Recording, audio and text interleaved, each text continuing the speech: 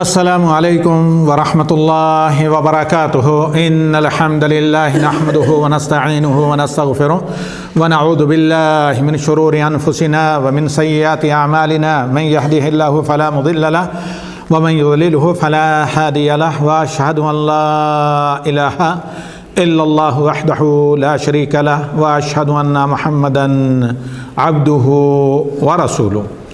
ایک کوشچن یا سوال اگر مخاطبین سے کیا جائے کہ ایک قرآنی آیت اور ایک ہی حدیث ایسی ذکر کیجئے کہ جو صلاۃ نماز کے اوپر جامع شامل اور کامل ہو، تو جواب کیا ہوگا؟ نمبر ایک، اللہ کا فرمان قال اللہ سبحانہ وتعالی اقیموا الصلاۃ ولا تکونوا من المشرکین، نماز قائم کرو، نماز چھوڑ کر بت پرستوں میں، مشرکوں میں، کفار میں داخل نہ ہو جاؤ کہ جو احکام شریعت میں ان کے لیے ہیں وہی احکام پیدائش سے لے کر شادی بیاہ پھر مرنے تک، مرنے کے بعد تک آپ پر بھی لاگو ہوں۔ اس لیے میں اس آیت کو بہت جامع کہتا ہوں نماز کے تعلق سے۔ اور حدیث رسول صلی اللہ علیہ وسلم جس کو آپ اسی کی تفسیر کہہ سکتے ہیں کہ نبی صلی اللہ علیہ وسلم نے فرمایا العہد الذی بیننا وبینہم الصلاۃ من ترکہا فقد کفر، ہمارے اور غیر مسلموں کے درمیان میں جو امتیازی نشان ہیں جس سے ایک مسلمان کی پہچان ہوتی ہے، اگر آپ پہچاننا چاہتے ہیں کہ میں پہچانوں کون مسلمان ہے کون مسلمان نہیں، اس محلے میں کتنے مسلمان رہتے ہیں کتنے غیر مسلم رہتے ہیں، تو وہ صرف صلاۃ ہے۔ نماز جو ادا کرتے ہیں وہ بھی قائم جو نماز کرتے ہیں، فارمیلٹی کے طور پر، ایک عادت کے طور پر نہیں، جو نماز عبادت کے طور پر قائم کرتے ہیں وہ مسلمان ہیں، جو نہیں وہ یقیناً مسلمان نہیں۔ احادیث اس سلسلے میں بہت ہیں، اس سے پہلے ہم ذکر کر چکے ہیں، جو گزشتے سے پیوستے جمعرات کو درس تھا، موضوع کیا تھا؟ 5 وقتہ نمازیں، خصوصاً فجر اور عصر کی نماز۔ اور آج کا ہمارا موضوع کیا ہے؟ نماز میں اخطاء اور غلطیاں، بعض وہ غلطیاں جن سے سرے سے نماز ہی نہیں ہوتی، یعنی ان غلطیوں کا ارتکاب، ان کوتاہیوں اور تقصیر کا ارتکاب نماز میں کرنا حرام ہے، وہ محرم ہے۔ اور بعض وہ غلطیاں جن سے نماز غرق ہونے سے تو بچ جاتی ہے، کسی طرح ہچکولے کھاتے بیڑا پار ہو جاتا ہے، لیکن نماز کی کوالٹی، نماز کا اجر وہ نہیں ملتا جو آپ کو صحیح طریقے سے نماز ادا کرنے کا ملتا ہے۔ شروع میں نے آیت کیا پڑھی تھی؟ اقیموا الصلاۃ ولا تکونوا من المشرکین۔ تو نماز سیدھی اسٹرائٹلی ایک ستون کی طرح، کھجور کے درخت کو مومن سے مثال دی گئی ہے، تو اس کی طرح سیدھی قائم تبھی ہوتی ہے جب وہ اخطاء سے کیا ہو؟ پاک ہو، اگرچہ وہ معمولی مکروہ اخطاء کیوں نہ ہو۔ اگر مکروہ اخطاء ہے نماز تو ہو جاتی ہے، لیکن قائم سیدھی نہیں ہوتی، وہ اس میں کجروی رہتی ہے، کمی رہتی ہے، نقص رہتی ہے۔ جیسے کوئی سامان کسی خزانے سے چوری ہو گیا ہو تو ظاہر بات ہے اس کا کیا حال ہوتا ہے، چور اسے کیسے چھوڑ کر جاتے ہیں، یہی نماز کی حالت ہوتی ہے۔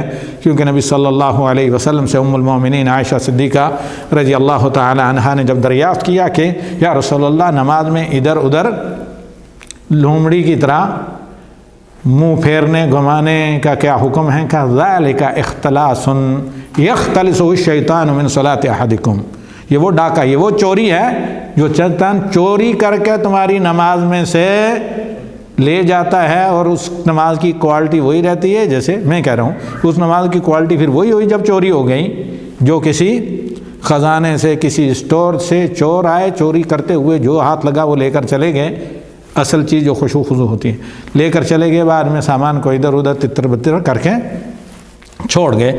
تو اس چھوٹے سے مقدمے کے بعد میرے قابل احترام بھائیوں، ہم آغاز کرتے ہیں بالکل شروع سے۔ نماز کے اندر غلطیاں اور کوتاہیاں۔ سب سے پہلے وضو، آپ جانتے ہیں طہارت مکمل طور پر نماز کا لیے شرط ہے۔ اس سلسلے میں اور نماز کے اس طرح کے مسائل کے سلسلے میں میری کتاب ہے چھوٹی سی، 3-4 کتابوں میں سے دوسری کتاب یہ ہے پمفلیٹ کے بعد، جس کا نام کیا ہے؟ طہارت و نماز یا طہارت و صلاۃ۔ یہ ہمارے ویب سائٹ پر موجود ہے PDF کی شکل میں، غالباً نہیں تو القلم ٹیم سے طلب کر سکتے ہیں۔ تو اس میں بتایا گیا ہے کہ نماز کی شروط کون سی ہیں جن کے بعد نماز نہیں ہوتی، پھر ارکان بتائے گئے ہیں، پھر واجبات بتائے گئے ہیں، پھر سنتیں بتائی گئی ہیں، اور آخر میں مستحبات اور مکروہات وغیرہ۔ تو اب ہم آغاز کرتے ہیں صرف نماز سے۔ وضو کے مسئلے پر غالباً میں پہلے بول چکا ہوں کہ وضو میں کیا کیا غلطیاں ہوتی ہیں۔ وقتی طور پر آج ہم نماز کے موضوع پر گفتگو کریں گے۔ نماز میں سب سے بڑی غلطی کی جاتی ہے، جو عرب دنیا میں بھی ہوتی ہے اور یہ بدعت عجم میں بھی ہوتی ہوگی تھوڑے سے انداز مختلف کے ساتھ، وہ یہ کہ مصلی پر جب آدمی کھڑا ہوتا ہے تو بعض لوگ اس سے پہلے کچھ ذکر اذکار پڑھتے ہیں، اور اگر ایسا کیا جاتا ہے یا بعض لوگ درود وغیرہ پڑھتے ہیں، صلاۃ سلام۔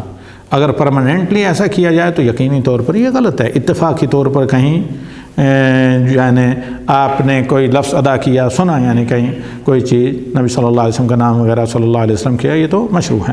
نماز میں داخل ہونے سے پہلے نماز کے اندر نہیں کہہ سکتے، چاہے سنیں بھی۔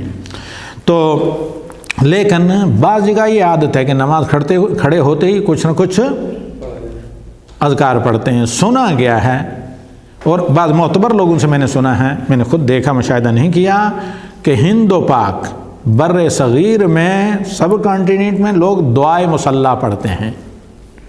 قرآنی آیت انی وجہت وجہیہ یا اللہ انی وجہت وجہیہ للذی فطر السماوات والارض، اگر دعائے مصلی کے نام سے مصلی پر پڑھی جاتی ہے تو بدعت ہے۔ نماز کا آغاز ہی آپ بدعت سے کریں گے تو نماز کیسے نبی صلی اللہ علیہ وسلم کی نماز کے مطابق ہوگی؟ جیسے حدیث مالک بن حویرث ہے۔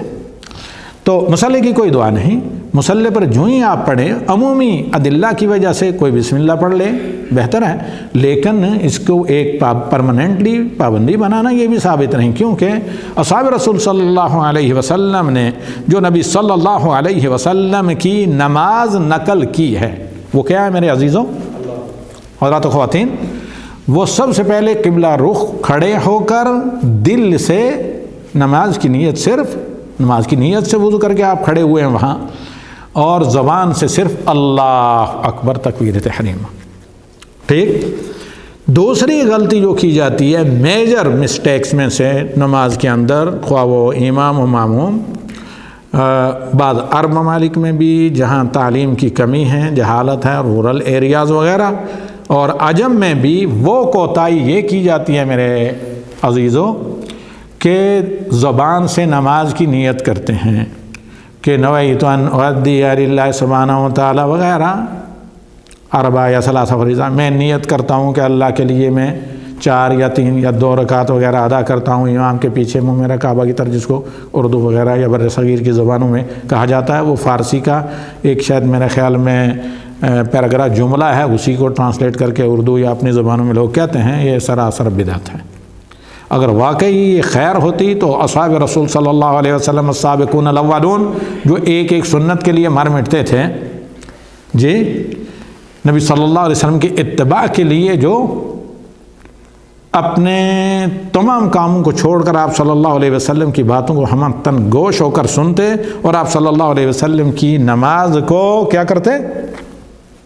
دیکھتے، تاکہ اپنی قوم، قبیلوں اور جن بستیوں سے ان کا تعلق ہے ان تک، اپنے بال بچوں تک نبی صلی اللہ علیہ وسلم کا پیغام قولی، فعلی، کردار، گفتار، عملی پہنچائیں، تو وہ صحابہ ضرور نقل کرتے۔ 300 سال خیر القرون پورے میں کسی نے تلفظ بالنیہ، الفاظ میں نیت نماز کی، عبادات کی نقل کیوں نہیں کی؟ حقیقتاً کسی عبادت کی نیت الفاظ میں نہیں ہے۔ نماز کی نیت دل میں ہے تو اس کا اظہار زبان سے صرف اللہ اکبر کے ذریعے، حج عمرہ کی نیت دل میں ہے تو زبان سے صرف تلبیہ۔ لفظ نوائی تو کوئی الفاظ عربی میں کہیں بھی نہیں ہیں، اب فارسی میں دیگر زبانوں میں کہاں سے لیے گئے؟ واللہ اعلم، یہ انہی لوگوں سے آپ دریافت کر سکتے ہیں۔ تو لہذا دوسری بڑی غلطی کیا ہے کہ آپ زبان سے نماز کی نیت کریں، قبلہ رخ کھڑے ہوں، دل سے نماز کی نیت ایٹومیٹکلی ہے، اور زبان سے تکبیر تحریمہ اللہ اکبر کہہ کر آپ کیا دونوں ہاتھ دائیں بائیں کے اوپر یا اس طرح پکڑ کر اپنے سینے پر باندھیں، جیسے نبی صلی اللہ علیہ وسلم کا عمل تھا۔ اور ایک اور بڑی غلطی کرتے ہیں لوگ، وہ یہ کہ بعض لوگ جب دیر میں آتے ہیں دوڑتے ہوئے، یہ بھی غلطی ہے، دوڑتے ہوئے آتے ہیں جماعت پڑھنے کے لیے، تو رکوع میں پہنچنے کے لیے ایک ہی تکبیر رکوع میں جانے کے لیے کہتے ہیں، اسی طرح اس رکعت کو مکمل کرتے ہیں، تو اس طرح نماز صحیح نہیں ہوتی۔ بلکہ جب آپ پہنچیں امام کے پیچھے کھڑے ہوں تو تکبیر تحریمہ کہیں پہلے، کیونکہ یہ رکن ہے، تکبیر تحریمہ کے بغیر نماز میں آدمی انٹر ہی نہیں ہو سکتا۔ جو پہلے تکبیر تحریمہ کہیں، جو تکبیر کہیں کھڑے ہو کر اللہ اکبر، وہ نماز میں داخلے کی نیت سے، نیت کے وقت جو تکبیر کہی جاتی ہے اللہ اکبر، تکبیر تحریمہ، تکبیرۃ الاحرام، جس کے بعد آدمی نماز کی حرمت کا پابند ہوتا ہے، خارج نماز کی کوئی چیز اس کے لیے جائز نہیں ہوتی۔ تو اب اگر کوئی آدمی اس تکبیر تحریمہ کو نہیں کہے گا، نماز میں جا کر کھڑا ہوا اور رکوع کی نیت سے تکبیر کہہ کر گیا، تو وہ نماز میں نہیں داخل ہوا، اس کی نماز نہیں ہوئی۔ اختلاف سے نکلنے کے لیے بہتر یہی ہے، جیسے امام ابن باز رحمہ اللہ کا فتویٰ ہے، کہ اس نماز کا اعادہ کیا جائے۔ لیکن اس کے برعکس اگر آپ گئے اور آپ نے نیت تکبیر تحریمہ کی نیت سے اللہ اکبر والی تکبیر کہی، بلا پھر اسی تکبیر سے اگر آپ رکوع میں چلے گئے، رکوع والی نہیں کہی، تو نماز آپ کی صحیح ہے بالاتفاق۔ لیکن بہتر یہ ہے کہ اطمینان سے آپ پہلے تکبیر تحریمہ کہیں، اس کے بعد آپ کے پاس وقت ہے تو رکوع کی وہی تکبیر تحریمہ کہتے ہو رکوع میں چلے جائیں، یا پھر علیحدہ سے رکوع میں جاتے تکبیر انتقال جس کو کہتے ہیں رکوع میں جانے کی کہیں۔ اس کے بعد والا جو مسئلہ ہے وہ یہ کہ بعض لوگ سنتے ہیں، شاید یہ عرب دنیا میں ہوتا ہے، بر صغیر میں، کیونکہ وہ بلا سمجھے نماز پڑھتے ہیں۔ بر صغیر کے اکثر لوگ غیر عرب، انہیں پتہ ہی نہیں ہوتا ہے کہ ایاک نعبد و ایاک نستعین کا یا الحمدللہ رب العالمین کا معنی کیا ہے۔ حالانکہ یہ فرض ہے کہ آدمی جب نماز پڑھے تو اسے معلوم ہو کہ نماز میں جو آیات پڑھی جا رہی ہیں، جو اذکار ہیں، ان کا معنی کیا ہے۔ اب عرب دنیا میں بعض لوگ غلطی یہ کرتے ہیں کہ جب امام کہتا ہے، پہلی چیز جب تکبیر ہوتی ہے اس وقت کچھ الفاظ یا تکبیر تحریمہ کے اعتبار سے یہ بھی بدعت ہیں جو عموماً کھڑے مقتدی اپنی زبان سے ادا کرتے ہیں، لیکن جب بندہ امام ایاک نعبد و ایاک نستعین پر پہنچتا ہے تو کہتے ہیں استعنا باللہ، یا اس طرح آمنا باللہ۔ اس طرح کے کلمات پیچھے سے کہنا یہ غلطی ہیں، مسٹیک ہیں، ان سے بچنا چاہیے۔ امام جب ولضالین کہہ چکے اس کے بعد آمین کہنا سنت ہے، اس کے علاوہ امام کے ساتھ درمیان میں آپ کچھ کہیں کچھ بھی ثابت نہیں، بلکہ حکم یہ ہے کہ آپ انصات توجہ سے امام کی تلاوت کو سنیں، جیسے اللہ تعالیٰ نے قرآن میں حکم دیا۔ اور اسی طرح اللہ کے نبی صلی اللہ علیہ وسلم نے صحیح حدیث میں انما جعل الامام لیؤتم بہ فاذا کبر فکبروا فاذا قرأ فانصتوا واذا قال وللضالین فقولوا آمین، اور حدیث سورہ انعام کی 104 نمبر آیت اذا قرئ القرآن فاستمعوا له وانصتوا آخر تک۔ اس کے بعد کیا غلطیاں ہوتی ہیں کہ 4 حالتیں ہوتی ہیں امام کے ساتھ حرکات کی۔ امام نے تکبیر تحریمہ کہی، امام رکوع میں گیا، رکوع سے اٹھا۔ ایک صورت یہ کہ مقتدی امام سے پہلے جائے، بالاتفاق حرام ہے، پہلے نہیں کر سکتا، امام جھکے گا اس کے بعد امام مقتدی۔ دوسری صورت یہ ہے کہ بالکل ساتھ ساتھ، یہ بھی منع ہے۔ تیسری صورت یہ ہے کہ بالکل لیٹ کرے، امام سجدے میں گیا ہو، یہ کھڑا ہی ہے، امام سجدے سے اٹھے پھر یہ سجدے میں جائے، تو یہ اتنا مقتدی کا لیٹ ہونا یہ بھی حرام ہے۔ تینوں صورتیں حرام ہیں۔ صرف ایک صورت مطلوب ہے، فرض ہے آپ پر، وہ کہ ساتھ ساتھ جو ہی امام اللہ اکبر کہہ چکے تو مقتدی بھی پیچھے سے جائے، کیونکہ نبی صلی اللہ علیہ وسلم نے پوری کیا دی ہے، تعلیم دی ہے، فَإِذَا كَبَّرَ فَكَبِّرُوا، جب امام تکبیر کہے تو یہ فا تعقیب کے لیے ہے، پھر امام کے بعد تم تکبیر کرو، کہو پوری نماز پڑھتے ہوئے اس طرح مکمل کریں۔ اسی طرح امام جب سمیع اللہ لمن حمیدہ کہتا ہے، یہ جو میں نے پہلے بتایا اتباع امام کی، یعنی اتباع مطلوب ہے، سبقت حرام ہے، ساتھ ساتھ امام کا مقابلہ کرنا حرام ہے، بہت لیٹ کرنا حرام ہے، صرف یہ ہے کہ امام کے ساتھ ساتھ پیچھے پیچھے آپ چلیں، جس کو فالوشپ اور اتباع کہتے ہیں۔ ایک اور مسئلہ ہے سمیع اللہ لمن حمیدہ ربنا لک الحمد، مقتدی ایسے میں کیا کہیں گے جی؟ تو اس سلسلے میں بہت مختلفی اہل علم کا، لیکن صحیح یہ ہے کہ جب امام کہے سمیع اللہ لمن حمیدہ تو مقتدی کہیں ربنا ولک الحمد، آگے دعا پوری پڑھیں۔ کیوں؟ کیونکہ نبی صلی اللہ علیہ وسلم نے باقاعدہ بٹھا کر تعلیم دی ہے، جس طرح نماز کے بارے میں کہ کس ترتیب سے پڑھیں، اسی حدیث میں جس کا میں نے ذکر کیا ہے، وہ نبی صلی اللہ علیہ وسلم نے صراحتاً کہا ہے جب امام سمیع اللہ لمن حمیدہ کہے جماعت میں تو تم کیا کہو؟ مقتدی ربنا ولک الحمد۔ اس لیے اہل علم شیخ ابن حسین وغیرہ نے اسی کو درست و راجح قرار دیا ہے، ورنہ اگر پورا بھی پڑھے تو نماز پر اس سے کوئی فرق نہیں پڑتا، لیکن دلائل کے اعتبار سے یہ صحیح ہے۔ اور ہاں تنہا جب آدمی پڑھ رہا ہو نماز تو پورا سمیع اللہ کے ساتھ سمیع اللہ لمن حمیدہ ربنا ولک الحمد حمد بھی پڑھے گا، اور آخر تک جو دعائیں ہیں مذکور ہیں۔ اس کے بعد من جملہ جو غلطیاں ہوتی ہیں نماز میں، ان غلطیوں سے بچنے کی ذمہ داری ہے کہ نمازی بہت زیادہ کوشش کرے، کیئر کرے، اسے مکمل طور پر ذمہ داری کا احساس ہونا چاہیے، کیونکہ نماز ہی عمود الدین ہے۔ جتنی ہماری عبادات ہیں، جتنی بھی عبادات ہیں، آپ نماز کے بعد کیا کرتے ہیں؟ زکوٰۃ اگر دیں، آپ رمضان کے روزے رکھتے ہیں، ماشاءاللہ بعض کمیونٹیز بہت زیادہ عمرے کرتی ہیں، حج کرتی ہیں، نمازوں کی طرف کم توجہ دیتی ہیں۔ انہیں معلوم ہونا چاہیے جو بے نمازی ہے، نہ اس کا حج ہے، نہ اس کا عمرہ ہے، نہ اس کی زکوٰۃ ہے۔ جب نماز کا پابند ہوگا تو اس حج کی ریپیٹ کرنی پڑے گی جو حج بے نمازی ہوتے ہوئے کیا ہے، جو عمرہ بے نمازی ہوتے ہوئے کیا ہے اس کی کوئی حیثیت نہیں۔ جتنے اسلامی مشروع امور ہیں شارع کی طرف سے شریعت نے آپ پر فرض مندوب کیے ہیں، ان تمام کی قبولیت کا دار و مدار کس پر ہے؟ آپ کے نماز پر۔ اگر نماز کا پابند آدمی کوئی نہیں ہے، وہ ایسا ہے جیسے غیر مسلم اچھے کام کرتے ہیں، ان کو اس کا بدلہ شہرت، نام آوری، صحت، تندرستی، مال و دولت کی شکل میں دنیا میں مل جاتا ہے۔ وَأُولَئِكَ لَا خَلَاقَ لَهُمْ فِي الْآخِرَةِ، تو ایسے لوگوں کا آخرت میں کوئی حصہ نہیں رہتا، کوئی ذرا برابر بھی ان کا شیئر یا ان کا حصہ، ان کی پونجی آخرت کے لیے نہیں بچتی ہے۔ تو آئیے ذرا مزید بعض نصوص اور دلائل کو ہم آپ کے سامنے رکھتے ہوئے آگے جاتے ہیں۔ میں ذرا دیکھ لوں کہ ٹائم کہیں آگے زیادہ نہ جا رہا ہو۔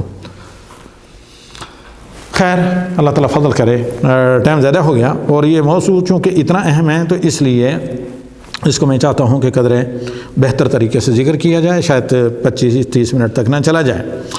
تو اب جب نماز شروط کے ساتھ، نماز قائم وہ ہوتی ہے جو شروط کے ساتھ، پورے آداب کے ساتھ ادا کی جائے، شروط کے ساتھ، ارکان کے ساتھ، واجبات کے ساتھ، مستحبات کے ساتھ۔ مستحبات اور سنن میں اگر کہیں کمی ہو جائے نماز تو صحیح ہوگی، درجات میں کمی ہوگی، لیکن اگر واجبات میں کمی ہے تو سرے سے نماز نہیں ہوگی، سجدہ سہو سے علاج ہے، اور ارکان میں کمی ہے تو سجدہ سہو سے بھی نہیں، وہ پورا رکن دہرانا پڑے گا۔ تفصیل کے لیے میں نے جن اپنی کتابوں کا میں ذکر کر چکا ہوں، اس پر میری تقریباً 5 کتابیں جو سب یہاں چھپی ہیں، ان سے استفادہ کر سکتے ہیں۔ ماشاءاللہ لا حول ولا قوۃ الا باللہ، اللہم بارک لنا فیما اعطیت۔ تو میرے قابل احترام سامعین، حضرات و خواتین، کیونکہ اللہ تعالیٰ نے اپنے بندوں پر سب سے بڑا احسان کیا کیا ہے؟ وہ دین کی نعمت دے کر، اس لیے اللہ تعالیٰ نے اسے نعمت قرار دی ہے۔ الیوم اکملت لکم دینکم واتممت علیکم نعمتی۔ اور دین میں سب سے بڑا تحفہ صلاۃ، نماز ہے، جسے نبی صلی اللہ علیہ وسلم کو اللہ تعالیٰ نے معراج میں عطا کیا، کیونکہ یہی وہ چیز ہے جو بندے اور رب کے درمیان میں رشتہ ہے۔ اس لیے جب بندہ نماز میں کھڑا ہوتا ہے تو اپنے رب سے بات کرتا ہے، اور اللہ تعالیٰ اس کا جواب دیتا ہے، جیسے صحیح حدیث میں تفصیل کے ساتھ ذکر ہے۔ جب بندہ کہتا ہے الحمدللہ رب العالمین تو اللہ کہتا ہے مجدنی ربی۔ پھر جب سوال کرتا ہے، آدھی نماز دعاؤں پر ہے جو بندے کا حصہ ہے، اہدنا الصراط المستقیم کے بعد، تو بندہ کہتا ہے ولی عبدی ما سأل، میرے بندے نے جو مانگا میری طرف سے اسے وہ دیا جا رہا ہے۔ یہ بندہ خالق اور مخلوق کے درمیان میں صلہ اور واسطہ ہے۔ ساری عبادتوں میں اللہ رب العالمین نے اسے مخصوص کیا ہے کہ اس جتنا ثواب کسی اور عبادت کا نہیں، اور اس جیسا مقام کسی اور عبادت کا نہیں ہے۔ اور نماز کی فضیلت کی عظمت کی وجہ سے پانچوں نمازیں کیا ہیں؟ اسلام کا عمود اور ستون، پلر، اور مسلمانوں اور کافر کے درمیان حد فیصل۔ اور بندہ سب سے زیادہ قریب اپنے رب کے کب ہوتا ہے؟ سجدے کی حالت میں ہوتا ہے۔ اور جو نمازوں کی پابندی حفاظت کرے، یہ نمازیں قیامت کے دن قبر میں، حتیٰ کہ دنیا میں بھی اس کے لیے نور ہوتی ہیں، ہدایت ہوتی ہیں، دلیل ہوتی ہیں، سہارا ہوتی ہیں، برہان ہوتی ہیں، مدد ہوتی ہیں، اور اللہ تعالیٰ کی طرف سے کفارہ ہوتی ہیں۔ جو ان کو نہ ادا کریں ان کے شروط و ارکان و واجبات کے ساتھ، تو وہ بندہ ان تمام انعامات رب العالمین کے انعامات اور مدد سے کیا ہوتا ہے؟ محروم رہ جاتا ہے۔ اللہ کے نبی صلی اللہ علیہ وسلم کا فرمان، نبی صلی اللہ علیہ وسلم کے اس فرمان کی تائید میں وَإِن تَنصُرُوا اللَّهَ يَنصُرْكُمْ وَيُثَبِّتْ أَقْدَامَكُمْ، اللہ کے دین کی حفاظت، اللہ کی مدد ہے تو اللہ تعالیٰ مدد بھی کرے گا، ثابت قدمی بھی کرے گا۔ کتنے لوگ دین کی حفاظت کرتے ہیں جو چاہتے ہیں کہ ہمیں یہ ملنا چاہیے وہ ملنا نہیں چاہیے۔ اللہ تعالیٰ نے دنیا کی ذلیل ترین قوم کو لا کر مسلط کر دیا ہے، جن کا ہر حیوان کے سامنے سر جھکے، ان کے سامنے فلیاذ باللہ۔ کتنی عیب کی بات ہے کہ اللہ تعالیٰ کے توحید کے دعوے دار لوگوں کو وہاں سر فلیاذ باللہ نیچا کرنا پڑتا ہے۔ یہ اسی بنا پر کہ معراج مومن کا کیا ہے؟ صلاۃ ہے۔ جو اسے ضائع کرتا ہے اس نے سب کچھ اپنا ضائع کیا، اور پھر اللہ کے دشمنوں کے دلوں سے اس کا رعب بھی ختم ہو جاتا ہے، چلا جاتا ہے۔ تو اللہ کے نبی صلی اللہ علیہ وسلم فرماتے ہیں کیا؟ احفظ اللہ یحفظک وتجدہ تجاہک، اللہ کی حفاظت کریں یعنی اللہ کے دین کی، اللہ تمہاری حفاظت کرے گا اور اللہ کو آپ سامنے پائیں گے ہر جگہ مدد کے لیے۔ اور جب مانگیں تو اللہ سے مانگیں، نمازی میں دعا کا مقام ہے جب اللہ سے مانگا جاتا ہے۔ جب مدد مانگیں تو اللہ سے مانگیں، اور پورے قرآن کی جان حتیٰ کہ سورہ فاتحہ کی بھی ہے کیا؟ ایاک نعبد و ایاک نستعین، جس کو بندہ دن میں اگر فرض نمازیں بھی پڑھے تو 17 دفعہ دہراتا ہے، چاہے جائے کہ سنتیں وغیرہ بھی پڑھے، لیکن کب یہ دعا ہوگی ایاک نعبد و ایاک نستعین کہ جب بلا سمجھے آدمی پڑھے، اسے پتہ ہی نہ ہو کہ ان آیات کا، ان کلمات کا، ان دعاؤں کا جو نماز میں پڑھتا ہے کیا معنی ہے۔ سب سے بڑی غلطی ہے کہ بلا سمجھے نماز پڑھی جائے۔ اس کا مطلب یہ نہیں کہ نماز چھوڑ دیں، اس کا مطلب یہ ہے کہ کوشش کریں کہ سمجھیں، زیادہ نہیں تو کم از کم اللہ اکبر سے لے کر السلام علیکم ورحمۃ اللہ، السلام علیکم ورحمۃ اللہ تک جو پڑھی جاتی ہے نماز، اس کو سمجھ کر پڑھیں، جب یہ خشوع پیدا ہوگا۔ بلا خشوع خضوع کے نماز پڑھنا یہ نماز کا رکن ہے۔ خشوع کا اگرچہ بتایا گیا ہے دل کے ساتھ اس کا تعلق ہے، لیکن خضوع ظاہری اعضاء کا ہے۔ خشوع خضوع پیدا کرنے کے لیے خشوع، اللہ کی خشیت دل کے اندر ہوتی ہے کہ گویا کہ اللہ کو بندہ دیکھ رہا ہے، یا اگر یہ ایمان نہ بھی ہو اتنا قوی تو اس میں کوئی شک نہیں کہ اللہ بندے کو دیکھتا ہے۔ ایک آدمی جان لے کہ اس کا کفیل سپروائزر دیکھ رہا ہے تو وہ میرے خیال میں سر بھی نہیں اٹھائے گا۔ جو اللہ ساری کائنات کا خالق و مالک ہے اور سب کو ہمیشہ دیکھتا ہے، جس سے کوئی مخفی چیز بھی مخفی نہیں ہے، تو اس کی عظمت کا احساس یہی تقوی کا پہلا رکن ہے۔ تقوی کی سنگ میل ہے کہ اللہ کی عظمت کا احساس ہو ہر کام کرتے وقت، اور خواہ وہ امر آپ کریں تو ادائیگی تقرب کے لیے، اور کوئی حرام کام کی طرف، کسی حرام کام کی طرف قدم اٹھے تو اللہ تعالیٰ کی پکڑ کے خوف اور ڈر میں اللہ کی عظمت کو مد نظر رکھتے ہوئے کہ اس عظیم کی نافرمانی نہ ہو۔ تو اسی طرح جو شخص ویسے نماز پڑھے جیسے کہ اللہ تعالیٰ نے اسے حکم دیا ہے نماز پڑھنے کا، تو یہ نماز فحش کاموں سے تجارت کے شعبے میں۔ فحش کا مطلب ہے حقیقتاً بدعنوانی، وہ چاہے اخلاقی ہو، وہ چاہے کاروباری ہو، وہ چاہے فائنینشل ہو، وہ چاہے معاشرتی ہو، کسی بھی زندگی کے شعبے میں کیوں نہ ہو۔ فحش کام احادیث اور فقہ میں کرپشن کے لیے استعمال ہوتا ہے، صرف مالی نہیں، دینی، اخلاقی، مالی، ہر طرح کا، جس کو بدعنوانی اردو میں کہا جاتا ہے۔ تو یہ فحش کاموں سے روکتی ہے اور منکرات سے، برائیوں سے نماز روکتی ہے جب کنسنٹریشن کے ساتھ پڑھی جائے۔ اور عبادات تمام کی تمام کا دار و مدار اسی پر ہے، جیسے اس سے پہلے میں آپ کو بتا چکا ہوں۔ اور اللہ رب العالمین نے عبادات کو توقیفی قرار دیا ہے، جیسے سورہ جاسیہ کی آیت بارہا آپ مجھ سے سن چکے ہیں، ثم جعلناک علی شریعۃ من الامر فاتبعھا ولا تتبع اہواء الذین لا یعلمون۔ ہم نے آپ کو محمد صلی اللہ علیہ وسلم اور آپ کی امت کو شریعت دی ہے، آپ اسی شریعت کے اندر ہی ساری عبادات کر سکتے ہیں، منمانی نہیں کر سکتے۔ عبادات توقیفی ہیں، بلا دلیل کے کوئی عبادت نہیں، اور بلا دلیل کے معاملات میں کوئی کام حرام نہیں۔ ولا تتبع اہواء الذین لا یعلمون، جاہلوں کی سنی سنائی پر عمل اس میں نہیں کیا جاتا ہے۔ نبی صلی اللہ علیہ وسلم نے نماز کے قیام، اقامت صلاۃ کو اس قدر امپورٹنس، اس قدر اہمیت دی ہے، اسی بنا پر اللہ کے نبی صلی اللہ علیہ وسلم نے مسلمان ہونے والوں کو بلایا مسجد نبی میں 20 دن۔ بعض صحابہ کو جو نئے نئے مسلمان ہوئے تھے، مالک ابن حویرث ڈیلیگیشن مشہور ہے جس کا سیان میں بھی ذکر ہے، ان کو بلایا اور نماز کی تربیت دی۔ ہفتوں نماز کی تعلیم دینے کے بعد جب وہ کہنے لگے یا رسول اللہ اب گھر کی یاد آ رہی ہے، انہوں نے نہیں کی، لیکن انہوں نے نہیں کہا، نبی صلی اللہ علیہ وسلم نے محسوس کیا اور دریافت کیا، کہا لگتا ہے تمہیں گھر یاد آ رہا ہے؟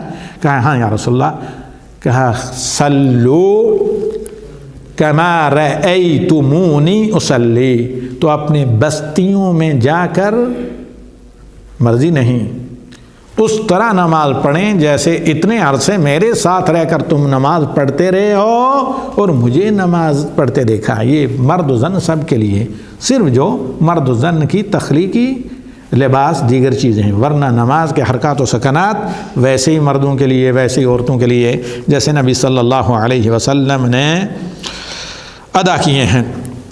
تو اسی لیے خصوصی طور پر اللہ کے نبی صلی اللہ علیہ وسلم نے یہ تعلیمات امت کے لیے چھوڑی۔ اور اس کے علاوہ آخر ہم ختم کرتے ہوئے چند باتوں کا ذکر کرتے ہیں۔ نماز کی بعض وہ غلطیاں جو نماز پر اثر انداز ہوتی ہیں۔ کثرت سے، حرکت سے نماز باطل ہو جاتی ہے۔ کثرت حرکت کس کو کہتے ہیں؟ کہ کوئی آدمی جو نماز نہ پڑھ رہا ہو اور نماز پڑھتے آدمی کو دیکھے، لگے ایسے ہی یہ تو نماز نہیں پڑھ رہا ہے، ایک آدمی گھڑی دیکھ رہا ہے، جوال دیکھ رہا ہے اور اس طریقے سے حرکات کر رہا ہے، اسے نماز باطل ہو جاتی ہے۔ اور ویسے بھی حرکات نماز کے خلاف ہیں، داڑھی سے کھیلنا، کپڑے گترے وغیرہ کو سے کھیلنا، کپڑوں سے کھلواڑ وغیرہ کرنا، حرکات یا فلیعوذ باللہ دیگر بعض چیزیں نماز میں، یہ حرکات نماز کے آداب کے خلاف ہیں، جس سے اگر ہلکی حرکت ہوئی ہو تو نماز کا اجر متاثر ہوتا ہے، حرکت فحش ہو تو اس سے نماز باطل ہو جاتی ہے۔ اسی طرح ایک اور بہت بڑی غلطی اکثر لوگ کرتے ہیں اور پڑھے لکھے کرتے ہیں، ان دو غلطیوں کا ذکر کر کے ہم آگے چلتے ہیں۔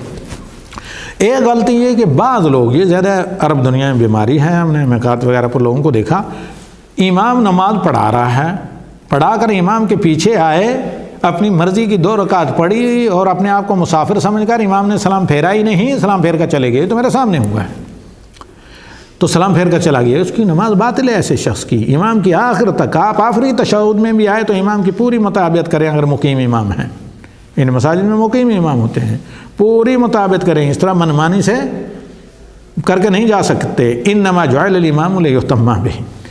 اسی طرح ایک اور بڑی غلطی جو لوگ کرتے ہیں، جماعت ہو رہی ہے، آ کر کھڑے ہو جائیں گے، کہیں گے ہاں اب سجدے سے اٹھ کر کھڑے ہو امام صاحب تو پھر ملیں گے، ایسا نہیں، آپ اطمینان سے جائیں، جس حالت میں امام ہے اسی حالت میں امام کے ساتھ شرکت کریں، رکوع سے پہلے، رکوع تک آپ مل گئے تو نماز آپ کی درست ہے، ورنہ دہرائیں۔ اس کے بعد والی ایک اور بڑی غلطی جو اچھے ٹھیک ٹھاک لوگ جن کو کہا جاتا ہے نماز کے پابند کرتے ہیں، دوسروں کو تو خیر حدث ولا حرج، وہ یہ میرے بھائیوں کہ مسبوق جو ہوتے ہیں، مسبوق نمازی وغیرہ، یہ بسا اوقات ایک تو یہ دیر میں آتے ہوئے کہتے ہیں امام کو ان اللہ مع الصابرین، یعنی صبر کرو ذرا رکوع میں، یہ کہنا درست نہیں، لیکن نبی صلی اللہ علیہ وسلم انتظار کرتے تھے، اگر اندازہ لگتا کہ آ رہے ہیں لوگ قدموں کی چاپ تو طویل کر دیتے رکوع وغیرہ کو۔ اسی طرح ایک اور بڑا کریٹیکل مسئلہ ہے، وہ یہ کہ لوگ آ کر 1 رکعت 2 رکعت جن کی چھوٹ جائے تو وہ ملتے ہیں، اب امام نے ابھی ایک ہی سلام پھیرا اٹھ کھڑے ہوتے ہیں، تو اس پر شیخ ابن باز رحمہ اللہ کا فتویٰ ہے کہ خروجا من الخلاف، نزاع سے بچنے کے لیے یہ ہے کہ اس نماز کو دہرایا جائے، کیونکہ یہ دین کا عمود ہے، اللہ کا فرض ہے، یہ رکن اسلام ہے۔ اگر آپ نے امام کے ایک طرف سلام پھیرتے ہی آپ کھڑے ہو گئے اپنی باقی رکعت مکمل کرنے کے لیے، جبکہ امام نے ابھی دوسری طرف سلام نہیں پھیرا ہے، تو اس نماز کو آپ دہرائیں۔ اور چاہیے یہ، کیونکہ دونوں طرف سلام پھیرنا رکن ہے، جب تک امام دونوں طرف سلام نہ پھیر لے آپ کے اوپر بیٹھنا فرض ہے۔ یہ رکن ہے نماز کا، تشہد میں امام کے نماز سے نکلنے تک بیٹھنا، تو امام کب نکلتا ہے؟ جب دوسری طرف بھی سلام پھیرے، لہذا جائز نہیں۔ اب جلدی میں ایک طرف امام نے سلام پھیرا، بندہ اٹھ گیا تو یہ نماز اسے دہرانی پڑے گی۔ یہ تھی موٹی موٹی کچھ کوتاہیاں، جن میں سے بعض حرام ہیں، بعض مکروہ ہیں، جن کا ہم نے یہاں پر ذکر کیا ہے۔ اللہ تعالیٰ سے دعا ہے کہ اللہ تعالیٰ ہمیں مقیم الصلاۃ، موت الزکوٰۃ اور آمرین بالمعروف ناہین عن المنکر بنائے۔ وللہ عاقبۃ الامور، والسلام علیکم ورحمۃ اللہ وبرکاتہ، وصلی اللہ علی النبی وآخر دعوانا ان الحمد للہ رب العالمین۔